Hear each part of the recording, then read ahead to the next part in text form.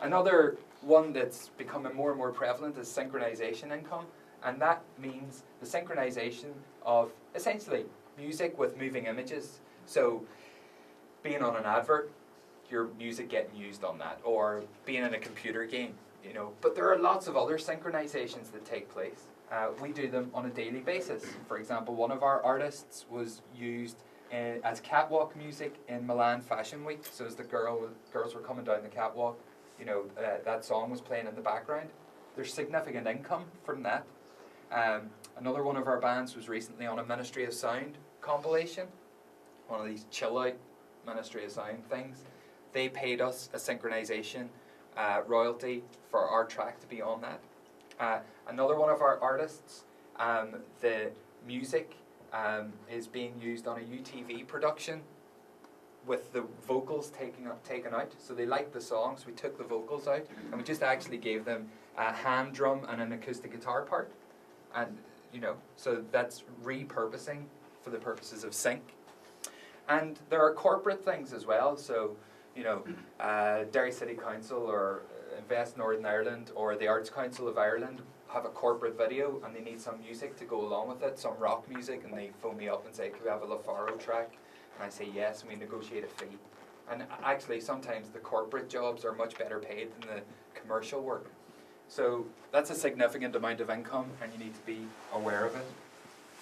And we get, these are on a sliding scale. I mentioned live at the top because it was most important, but we receive income from premium partnerships. So we have partnerships in place with Amazon, YouTube, and iTunes. So that means that if you click through on a link from our website that takes you to iTunes and then you buy a LaFaro record, that means that we get an income not only from the sale of that, the stuff, but we get a fulfillment track back to us from iTunes. It's only very small, you know, it's like fractions of a pence, but it builds up.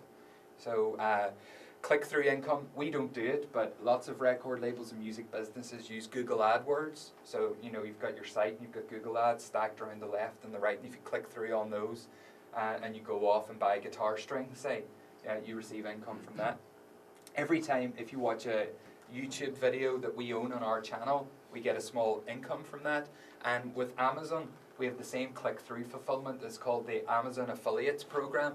And anyone actually can set up an Amazon store. They have this program, it's free, and you can set up your own Amazon shop. My favorite records this month, you could put it on Facebook, and if any of your mates click through and buy one of those CDs, like a Ryan Adams CD, you get a small income from Amazon. So these things are in place, and you should be aware of them because, you know, it's free money. Okay.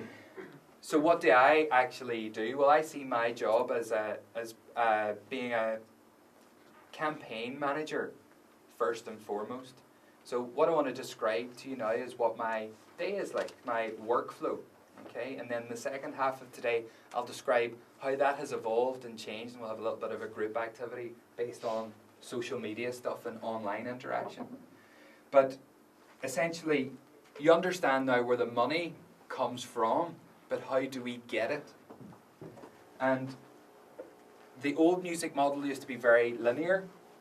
Used to be, we spent lots of money at the front end and in things like, you know, press and radio and television, advertising and live marketing, and then we got CD sales out at the back end of it. But that's all changed, and this picture doesn't really represent it very well, but it's all changed in that everything's tied together now online, and it's a three-dimensional lattice of activity, all based around the cloud, really the online activity that we do.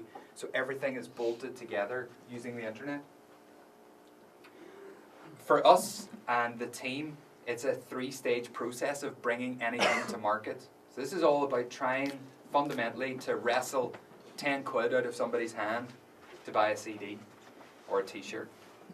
And we create stuff, we market it, and we monetize it. So if you could write those three things down: create, market, monetize. Put them on post-it notes above your bed. Put it on the front of your lever arch file.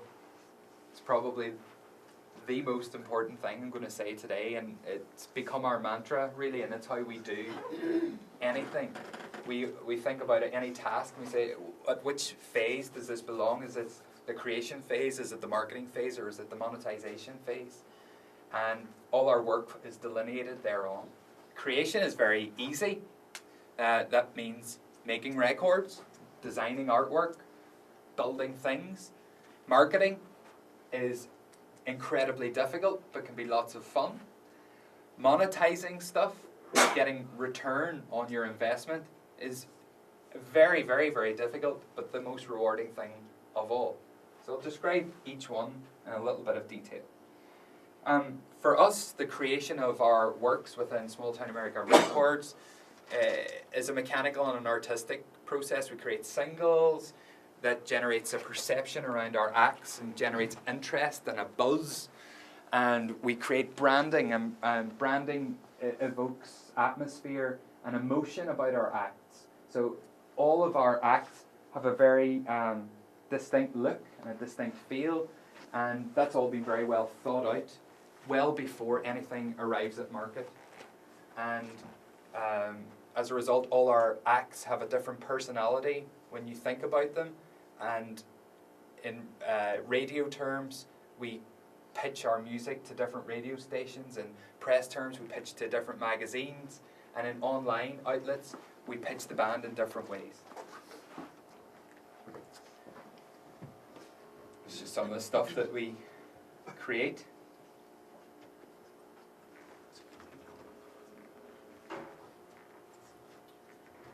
And then marketing can also be thought about in three ways.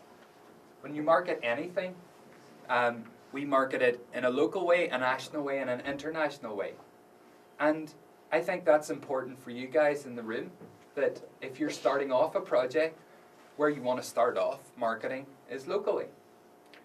The most attractive thing, if you want to be in a band and you want to get a record deal, say, common question that I get asked at these things is, well, you know, what are record labels looking for? Record labels are not looking for someone who's at this level. Why might that be? Is there red hair? Well, it's yeah, you both right. They're more expensive. More expensive, harder to buy, right? Yeah. Who's number 2 in the charts this week? In the album charts? It's not Snow Patrol. Their album isn't out yet, I don't think, is it? Anyone know? He's got ginger hair and he plays an acoustic guitar. Ed Sheeran, right, okay.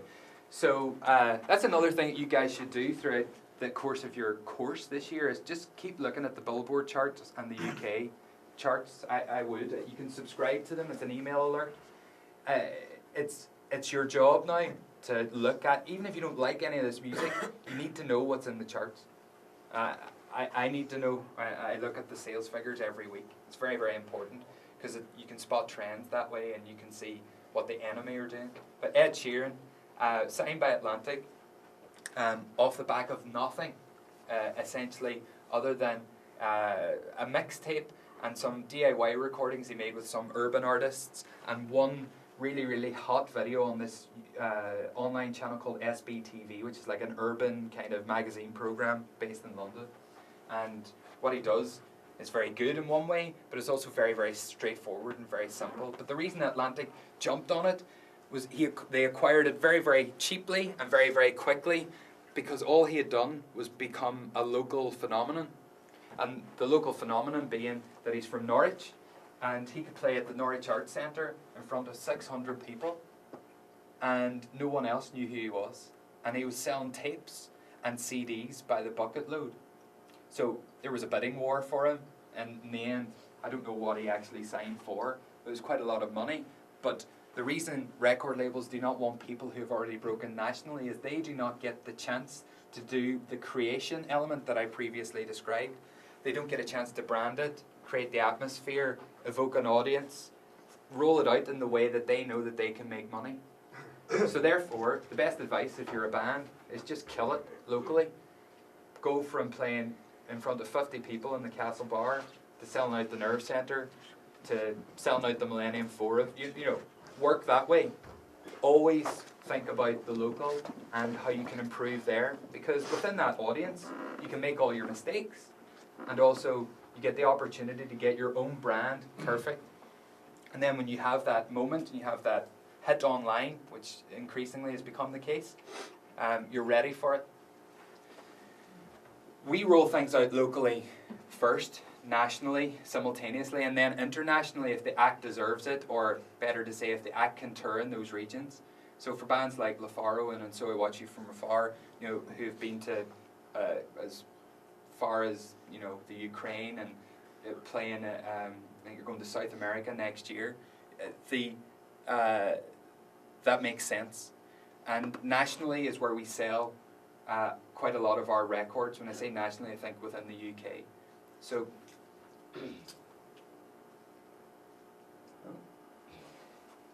here's some of the marketing sort of activity that we would do. And then monetizing stuff. And these are the last of our 3 bits.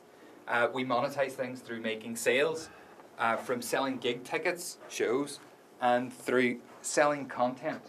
I've already described to you some of the online content that we can sell, like affiliate links, or digital content, iTunes, downloads, things like that. Those are the things that we would sell. And once we've sold this stuff, the project is up and running. But what do we need to do when a band is up and running and we're selling things? Anyone hazard a guess? What do we need to do with that money? Invest. Yeah, okay. Why? To make more money. To make more money, you know, you hope that the wheel spins fast enough that lots of money comes out the sides, but what is the most important thing for an act or a band or an artist? To sell it. To have exposure, and the only way that you can have increasing amounts of exposure is to complete the cycle lots of times. We don't really like one-hit wonders, because by their very nature they're one-hit wonders, so we have no emotional affiliation to those sorts of acts. We have an emotional affiliation to bands like, whether or not you like them or not, but people do, Coldplay, Snow Patrol, because they're constantly on a cycle and issuing new material. So therefore, what we have in work, is our Star Trek word, our STA creative continuum. And our creative continuum is, create, market, monetize, and that monetization leads to more creation. So we'll take some of the money from the sales of Lafaro's 2nd album into producing the 3rd and hopefully better sounding, better looking 3rd album, make more videos, and then we will increase the reach from a national one where that band currently is to an international one by investing more in the marketing, and therefore we create more monetization. So all the way through, we're creating little businesses, micro businesses within our large business, our record label. These bands, if you like, micro businesses, they all have their own profit and loss sheet. Most of them have a loss sheet, unfortunately, and they increase in turnover and in size, and then we help fund that, and we try and spin that wheel. And that wheel, if it spins really, really quickly, you're onto a winner. Whenever it starts to slow down, for whatever reason, perhaps maybe the creativity isn't what it was, perhaps we marketed it badly, or perhaps I haven't dug deep enough and spent enough money, the wheel slows down, people lose interest in the band, and they kind of drop off the radar.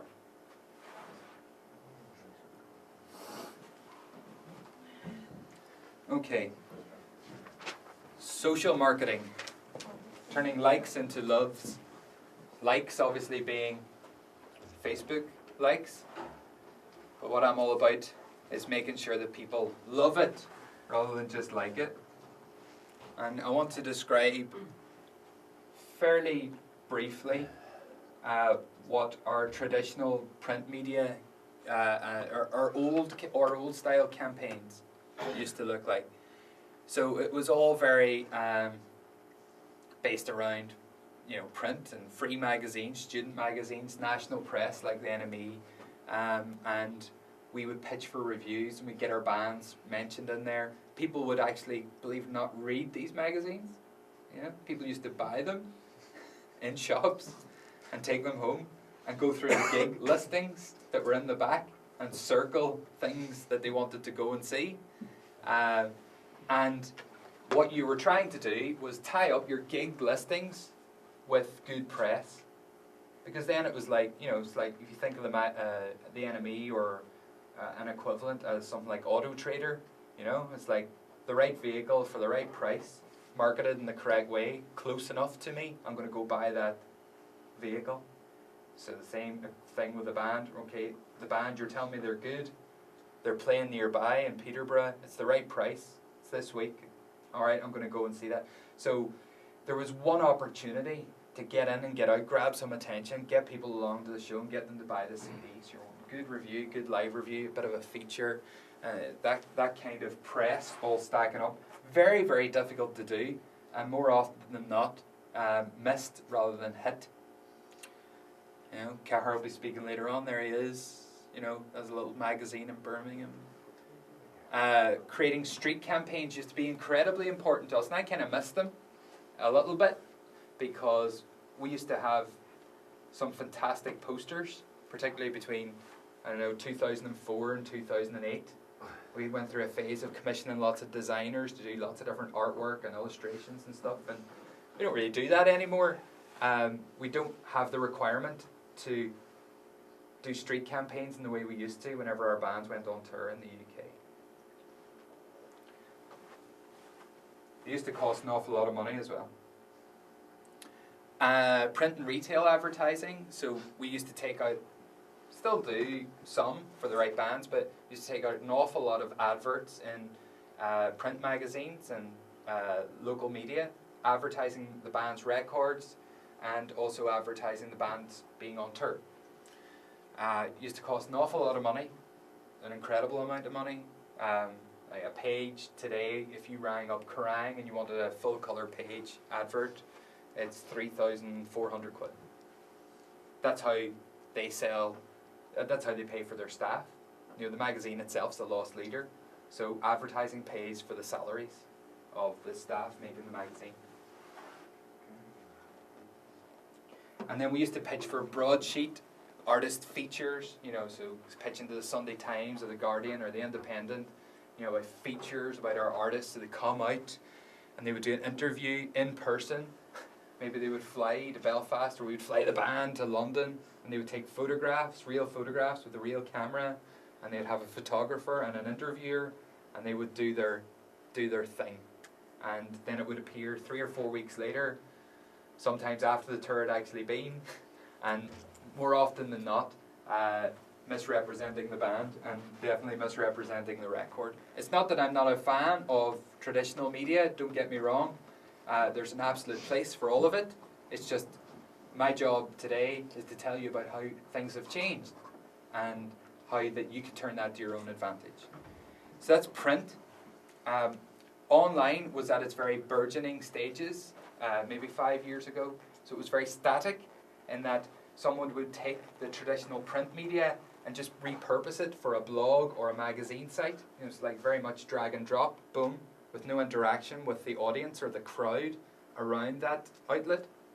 And radio itself was very static as well, in that a radio plugger would take my records into Radio 1, sit down, take them out with an actual CD, put it into an actual CD player, and they would listen to it with actual ears. No, sorry. But they would listen to it, and they would make a judgment call. The producer would then take it to Zane Lowe or Steve Lamack or whoever, and they would play it on the show. We would pitch for playlist. It may get on, gets playlisted, and moves that way. But it's a very linear and a very static radio industry 5 and 6 years ago. And all of this cost an incredible amount of money. Our own campaign management internally was very linear. This is like a spreadsheet from 2008, 2009.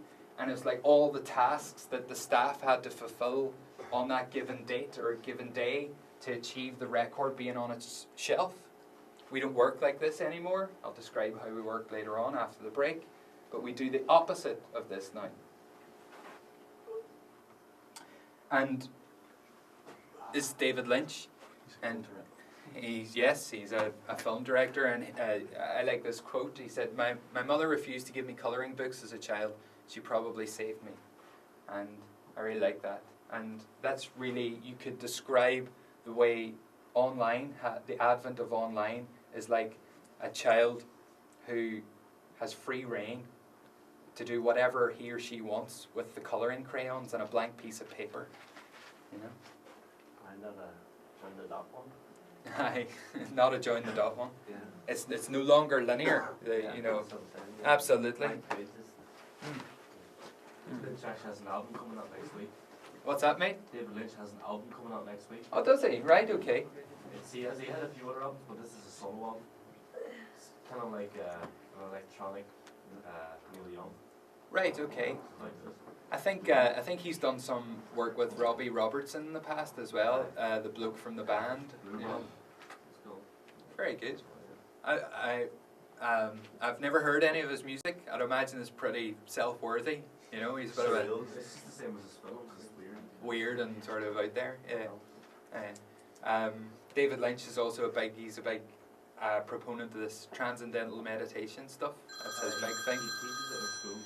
He does. He teaches it in schools. With your man for one DMC. He does, yes.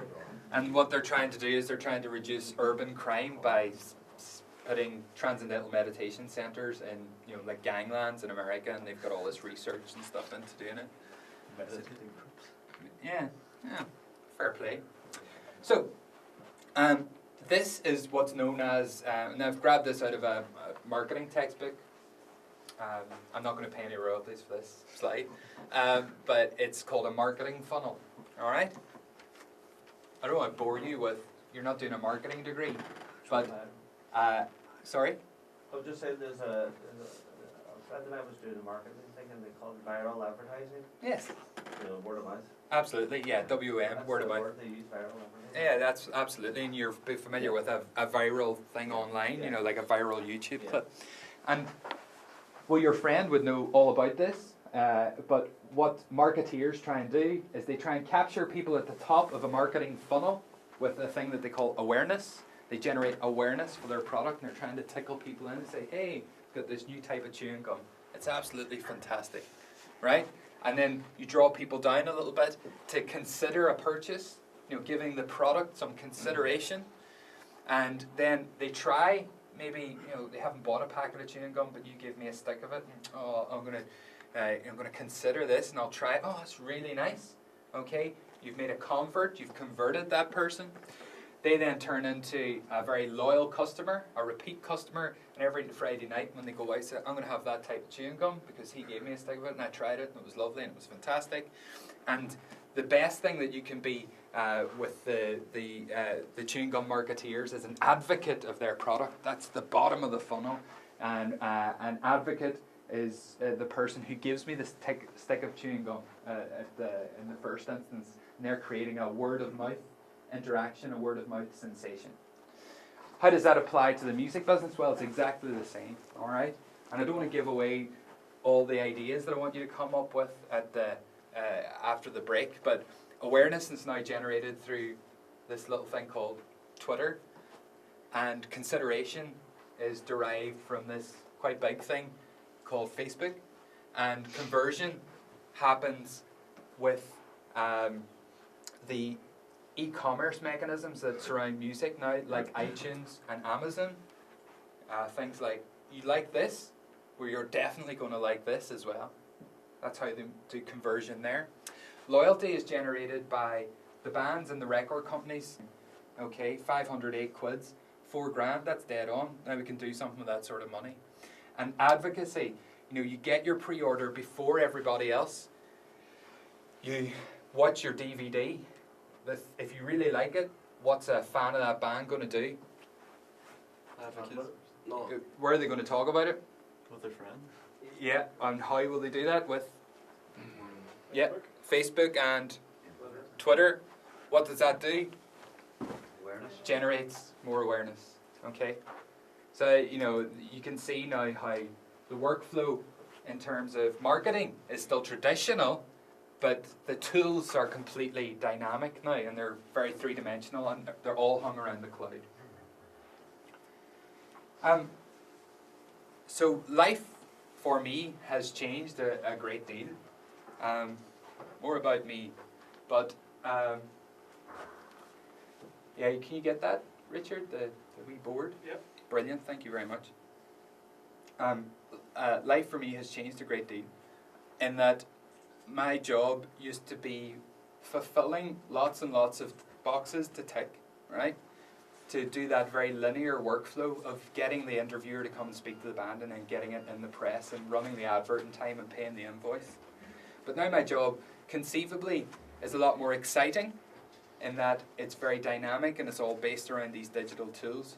But it's also more and more difficult to see the wood from the trees and get right back to that creative continuum that is crucially important, which is the monetization. Okay? So whilst all these tools are very exciting and very new and great, my job is to make sure that we can still make money, because if I don't make a certain amount of money each month, I can't pay my staff. Can't pay my staff for the rent, the business will fold. And so we do a whole bunch of things now. You know, we're just rendering the... You can bring that down, Richard, if you want. Thank you. We're just re-rendering and going to relaunch an app on the iTunes store for our business. And what we're trying to do is, by coding it for Android and coding it for iTunes, is generate a lot of advocacy for our product and a lot of brand loyalty. We're in one today. We're 10 years old, last month actually. Thanks very much. I know I don't look a day over 21. You think, how's this guy in business, 10 years? But we're running a series of events, you know, all throughout the year. There's a tour, there's a book, there's a DVD, in line with that anniversary. But again, you know, it's not just speculative spend, and it's not just me talking about, aren't we great, we've been around for 10 years. What we're trying to do is draw people further down that marketing funnel so that they become not just aware of what we're doing, but they give consideration to our products, that they become loyal to it, that we convert them, and that they become advocates and tell other people about how great this business is and how great all the bands are on the label. So that's why we're doing what we're doing. That's the book, comes out in January. It's a great read, really is. It's fab. It's good colour pictures and everything. We're doing compilation records. Is one that we've got coming out next year with a label in Dublin called the Richter Collective. And you can see that, you know, all of this is very brand aligned, and it's all very evocative, and it is pitched at a certain audience that we know will buy this stuff, you know, and that it looks and feels the correct way for them. And simultaneously, we do big things, and we make sure that for the right act, this was one in line with an Ulster Hall show that So I Watch You From Afar did, that we can scale up and scale down appropriately. So there's no point doing a billboard campaign for someone who's selling 10 records, but for someone who's selling 15,000, then that makes sense. And so you have to have flexibility in your working practices, and that applies to you guys in that you may just be working on what you think is your own project at the moment. But if you apply the same sort of professional protocol to your own project that you would do with a client project, or if you were dealing with someone who was selling 15,000 records, your own project will go that much better. Does that make sense? You know, so if you're thinking with all these things in mind, that create, market, and monetize, you might think, no one's ever going to buy this shit. Well, that's the same thing I thought 10 years ago when I made that Orange record, the thing that you saw when we kicked off. I thought, no one's going to buy this shit, but people did, which was unbelievable, and things have spun out from there. And I kind of wish, if I had one regret, really, I always took it very seriously, but I wish I had taken it more professionally. There's a difference. Maybe that's why it worked, because you were thinking creatively rather than money. Absolutely. However, what I do know now is that we would be so much further down the line, and instead of having 5 staff, I would have 25 or 35 staff. Sure, you have No. to start off somewhere. Absolutely. So you can. Absolutely. But I think the point that I'd like to make, and because this did, you know, it didn't exist for me, this kind of forum for me, you know, because bear in mind, I used to come in here, you know, when I was 20, 21, and I used to hustle people for things and try and get stuff going. And there wasn't the forum that there is now, and there wasn't this professional investiture and infrastructure that exists around the music business now. But simple things like I didn't register all my PPL income, okay? So I lost out because I didn't even know about it for 6 years. And that sounds ridiculous, right? I'm not a stupid guy, but I feel very foolish. And the thing about PPL income, it's only retrospective for 3 years.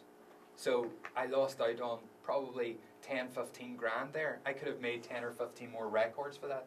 So, you know, if I had have taken myself more professionally, I was serious about my creativity, but I wasn't pro enough. So if you're deeply professional, you get all these things in place and all this infrastructural stuff, and you think like a music business entrepreneur and a music marketeer, your career will accelerate at a rate of knots. And to me, that's incredibly exciting. We still do, you know, traditional in-store stuff.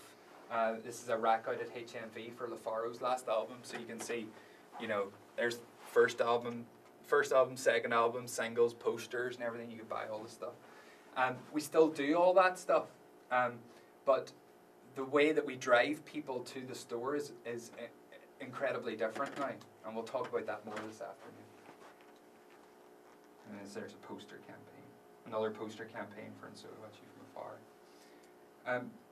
So we still make all the same things, and we still do all the same stuff, but our world has completely turned upside down.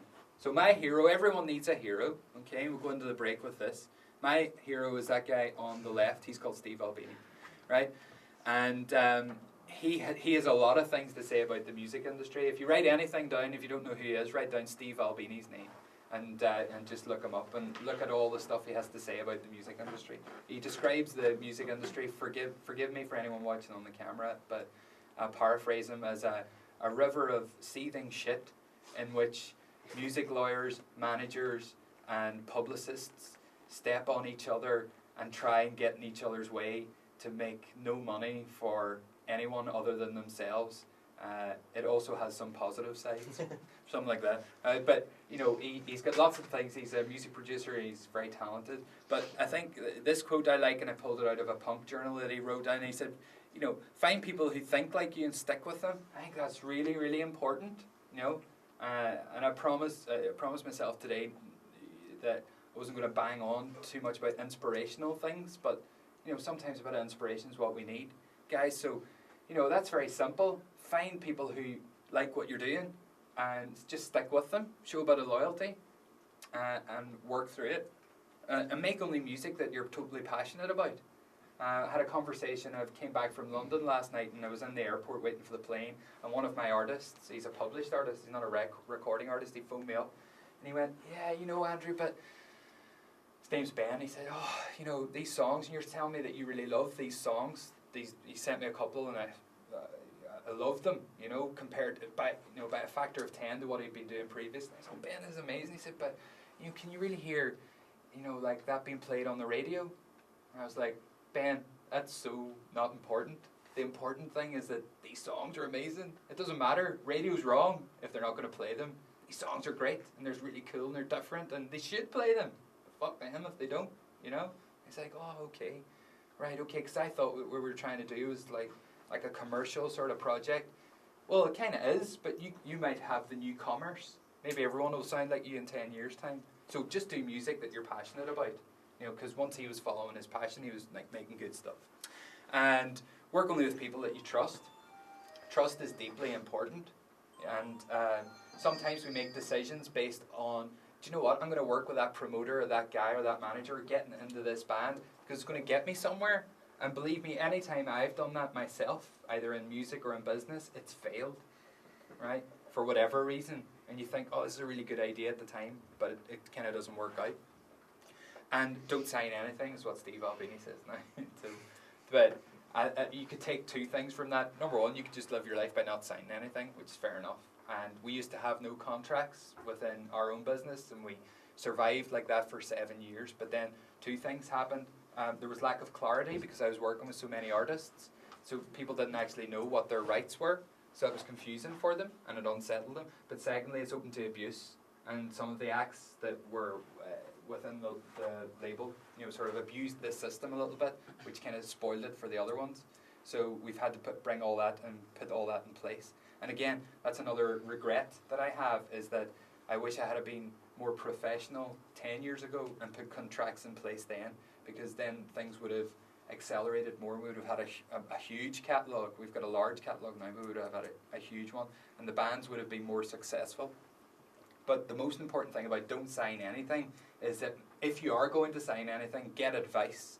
You know, whether it's from somebody like me or one of your tutors or just another peer group, get some advice. But the best kind of advice that you could ever have if it's a contract is legal advice. And I'm pretty certain, I don't know, is anyone here members in the Musicians Union? I have friends in it. I took some advice from them when I was doing some recordings, because people were using me as like a guinea pig. Yeah. So they got some advice from them, very handy.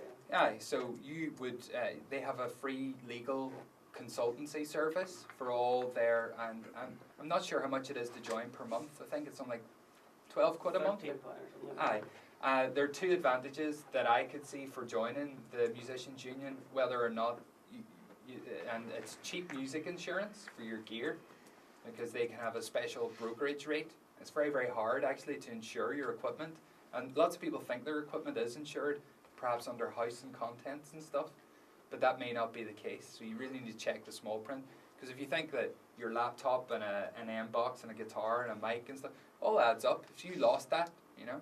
So gear insurance, both in your car on the road if someone takes it out of your boot, and in your house from the MU, but also this free sort of legal advice and consultancy service that they offer. You can sit down with them if you go to one of their offices. They have an agent, a Scottish girl who's spoken here actually, who comes across, and then they have telephone support. Plus they have standard contracts for pretty much everything that you could possibly conceive.